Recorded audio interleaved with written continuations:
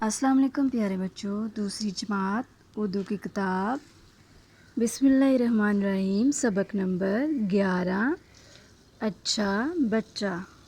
आज हम सफ़ा नंबर 67 की पढ़ाई करेंगे। सुलझे बाल चमकता चेहरा, माथे पर नेकी का सेहरा, पढ़ने का है शौक़ ज़्यादा, नेक अमल और नेक इरादा। दोबारा देखें। सुलझे बाल चमकता चेहरा, माथे पर नेकी का सेहरा, पढ़ने का है शौक़ ज़्यादा, नेक अमल और नेक इरादा।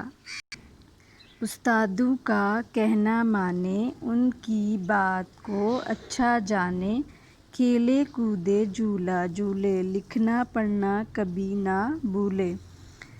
बात करे तो खुशबू आए, ऐसा बच्चा सबको भाए। दोबारा देखिए बच्चों।